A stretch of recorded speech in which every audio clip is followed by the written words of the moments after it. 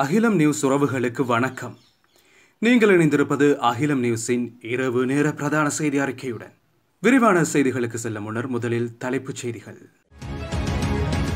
இலங்கையில் பொதுமக்களுக்கு விடுக்கப்பட்டுள்ள எச்சரிக்கை. அனுர அரசாங்கத்தின் மற்றுமொரு அதிரடி, முடக்கப்படும் சொத்துக்கள். கட்டுநாயக்க விமான நிலையத்தில் 2 கைது.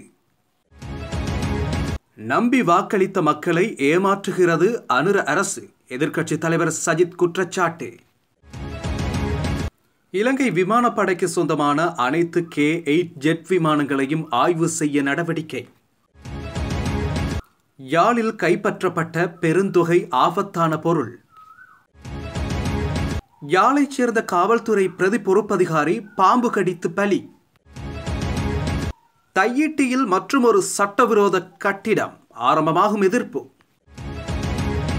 நாட்டில் 10 லட்சம் குற்றவாளிகளின் கைரேகைகள் பதிவு. தொடர்வன விரிவான செய்திகள். பணமோசடியில் ஈடுபட்டவர்கள் தொடர்பில் இலங்கை பொது சுகாதார பரிசோதகர்கள் சங்கம் எச்சரிக்கை விடுத்துள்ளது. பொது சுகாதார பரிசோதகர்கள் என்று காட்டிக்கொண்டு சில நபர்கள் இவ்வாறு மோசடியில் ஈடுபடுவதாக சுட்டிக்காட்டப்பட்டுள்ளது. இது தொடர்பில் பொதுமக்கள் எச்சரிக்கையாக இருக்க வேண்டும் என தெரிவிக்கப்பட்டுள்ளது. அத்துடன் இதுபோன்ற மோசடி செய்பவர்களிடம் சிக்காமல் தங்களை பாதுகாத்துக் கொள்ளவும் பொது சுகாதார பரிசோதகர்கள் சங்க செயலாளர் சபில் முத்துக்கொட வலியுறுத்தியுள்ளார். இதற்கிடையில் பண்டிகை காலத்திற்கான சந்தை சோதனைகள் நாளைய தினம் முதல் ஆரம்பமாக உள்ளதாகவும் அவர் தெரிவித்துள்ளார். முன்னைய அரசாங்கங்களின் காலத்தில் சட்டவிரோதமாக அல்லது முறையற்ற முறையில் கையகப்படுத்தப்பட்ட அரசு சொத்துக்களை பறிமுதல் செய்வதற்கான புதிய சட்டங்களை உள்ளடக்கிய பிரேரணை நாடாளுமன்றத்தில் சமர்ப்பிக்கப்படும் என்று தேசிய மக்கள் சக்தியின் நாடாளுமன்ற உறுப்பினர் சந்தன சூர்யாராச்சி தெரிவித்துள்ளார். தொடர்புடைய மசோதா ஏப்ரல் 8ஆம் தேதி நாடாளுமன்றத்தில் சமர்ப்பிக்கப்படும் என்றும் அவர் கூறியுள்ளார். இந்த மசோதாவின் மூலம் நாட்டில் அரச சொத்துக்கள் மற்றும் பொது நிதியை துஷ்பிரயோகம் செய்யும் தனிநபர்களின் எந்தவொரு சொத்தும் நீதிமன்ற நடவடிக்கைகள் மூலம் சட்டப்பூர்வமாக கையகப்படுத்தப்படும் என்று நாடாளுமன்ற உறுப்பினர் குறிப்பிட்டுள்ளார். இந்த நாட்டின் ஆட்சியாளர்கள், அவர்களது நெருங்கிய கூட்டாளிகள், உறவினர்கள், அரசியலில் உள்ளவர்கள் உட்பட நாட்டின் அரசு சொத்துக்கள், அரசு வளங்கள் மற்றும் அரசு நிதிகளை பல்வேறு வழிகளில் தவறாக பயன்படுத்தி கையகப்படுத்தியுள்ளனர். இந்த நிலையில் இதுபோன்ற சட்டவிரோதமான அல்லது முறையற்ற வழிகளில் சம்பாதித்து இப்போது அவற்றை தங்கள் சொந்தமாக்கிக் கொண்ட எவருடைய சொத்தையும் அரசாங்கம் மீட்டெடுக்க உதவும். மேலும் நாட்டு மக்களின் அபிலாசைகளை நாங்கள் நாளுக்கு நாள் நிறைவேற்றி வருகிறோம் என்றும் தாம் நம்புவதாக அவர் குறிப்பிட்டுள்ளார். துபாயிலிருந்து கட்டுநாயக்க விமான நிலையத்திற்கு வருகை தந்த 2 போலீசார் கைது செய்துள்ளனர். சட்டவிரோதமாக நாட்டிற்கு சிகரெட்டுகளை கொண்டு வந்த 2 நபர்களை இவ்வாறு கைது செய்யப்பட்டுள்ளனர். விமான நிலைய அதிகாரிகளுக்கு கிடைத்த தகவலின் அடிப்படையில் நேற்று இரவு விமான நிலைய வருகை முனையத்தில் இந்த கைது நடவடிக்கை முன்னெடுக்கப்பட்டுள்ளது. கைது செய்யப்பட்டவர்களில் குருநாகலைச் சேர்ந்த 41 வயதுடைய சந்தேக நபரிடமிருந்து 10,000 சிகரெட்டுகள் பறிமுதல் செய்யப்பட்டுள்ளதுடன் மற்றொரு பெண் சந்தேக நபரிடமிருந்து 23,600 சிகரெட்டுகள் கைப்பற்றப்பட்டுள்ளதாக போலீசார் தெரிவித்துள்ளனர். இது தொடர்பான மேலதிக விசாரணைகளை விமான நிலைய போலீசார் முன்னெடுத்து வருகின்றனர்.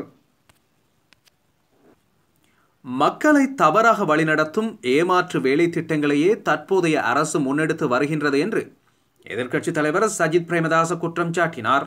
எதிர்வரும் உள்ளூராட்சி சபை தேர்தலை இலக்காக கொண்டு களுத்துறை மாவட்ட வேட்பாளர்களுடன் நேற்று நடைபெற்ற சந்திப்பில் கலந்து கொண்டு உரையாற்றும் போதே எதிர்க்கட்சித் தலைவர் மேற்கண்டவாறு தெரிவித்தார்.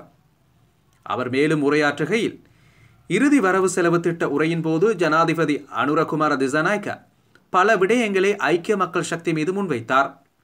தற்போதைய அரசு பல்டி அடிக்காது என ஜனாதிபதி தெரிவித்த போதிலும் மக்கள் விடுதலை முன்னணியினர் அன்றும் அரசியல் பல்டிகளை அடித்தனர்.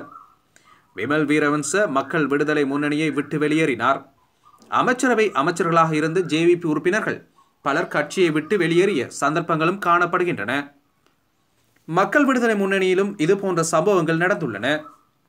தற்போதைய அரசு போன்று மக்களுக்கு வழங்கிய வாக்குறுதிகளை மீறாமல் மக்கள் சார்பான முடிவுகளை ஐக்கிய மக்கள் சக்தி எடுக்கும். மக்களை தவறாக வழிநடத்தும் ஏமாற்று வேலை திட்டங்களையே தற்போதைய அரசு முன்னெடுத்து வருகின்றது.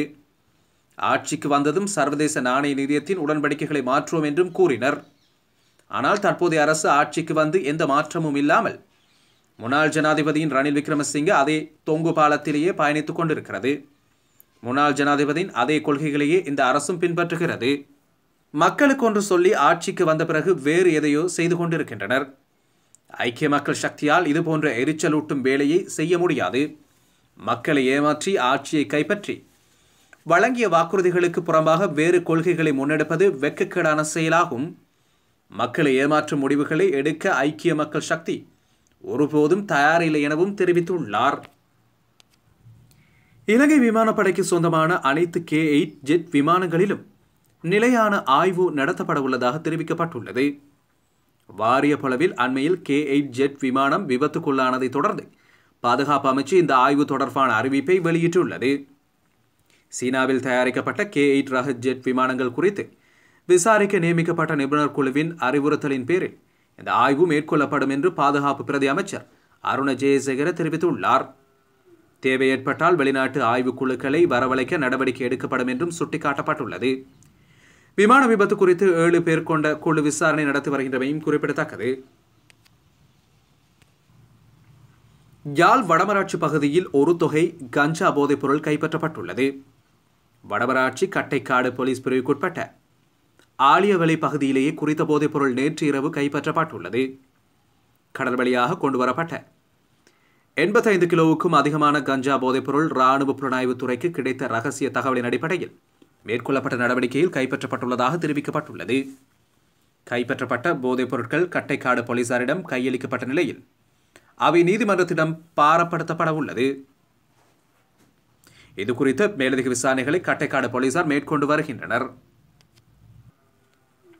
அனுராதபுரம் உடமளவ காவல்துறையின் பிரதி பொறுப்பதிகாரியாக பணியாற்றி வந்த தலைமை காவல்துறை பரிசோதகர் நேற்று பாம்பு கடித்து உயிரிழந்துள்ளார். உயிரிழந்தவர் யாழ்ப்பாணம் நைனாதீவு பகுதியில் வசித்து வந்த 59 வயதான அங்குல்கம கமுவகே சரத் தர்மசிறி என்ற காவல்துறை உத்தியோகத்திரே ஆவார்.